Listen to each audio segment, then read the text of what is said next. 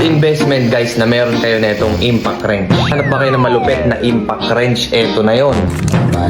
Batteries. Ito yung pinaka-impact guys. Guys, charger ng battery. Yan. Guys, pwede kayong pumili kung gusto nyo dalawang battery or isa. Pili lang kayo kung anong gusto nyo. At kung ano yung kailangan nyo. So, kung mahilig kayo magkalkal, the best na dalawa kasi para salitan sila. Slide mo lang yan dyan.